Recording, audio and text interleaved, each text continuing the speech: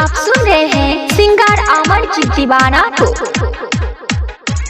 Presented by Rangeela recording studio, Jhajhra Chowk, Kusheshwar Sthan, Jhajhra Chowk, Kusheshwar स्थान।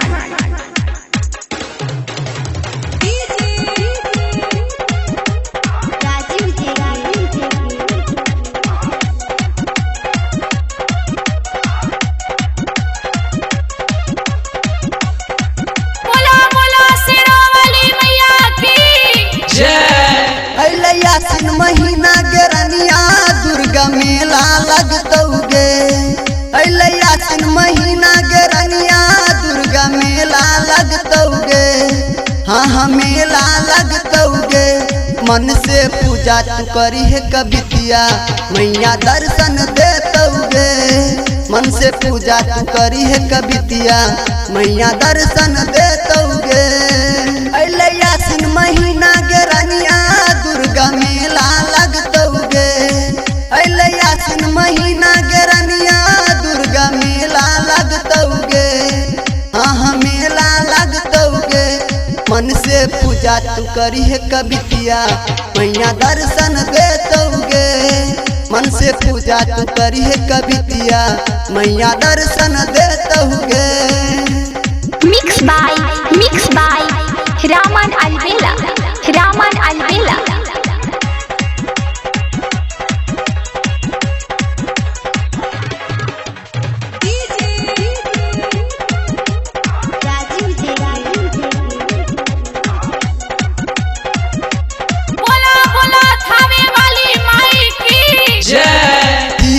जलई है अरहुल फूलवा चढ़ैली है।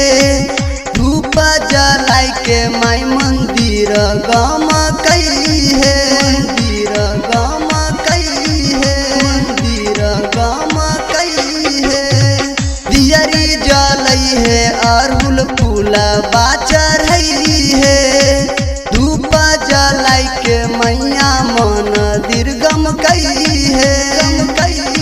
चम चम चमकई छै के माथा के मंगटी का वाली लार। चम चम चमकई छै के माथा के मंगटी का वाली लार। मंगटी का वाली लार।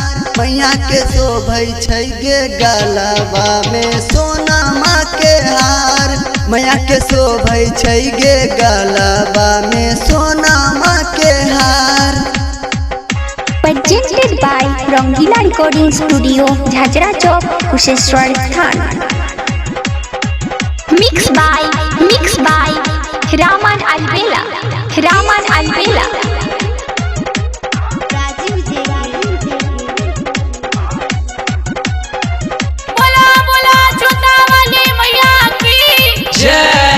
आरती गे जाय छै संग में मधुओ गे जाय छै। बड़ा भीड़ लागल छै गे मैया मंदिर गे। मैया मंदिर गे। मैया मंदिर गे। आरती गे जाय छै संग में मधुओ गे जाय छै। बड़ा भीड़ लागल छै गे मैया मंदिर गे। राइटर रंजित संग में जाइतौ चढ़तौ चुनरी। गायक अमरजीत संग में किन के देतौ चुनरी। किन के देतौ चुनरी। मन से पूजा तू करी है कबितिया, मैया दर्शन देतौगे।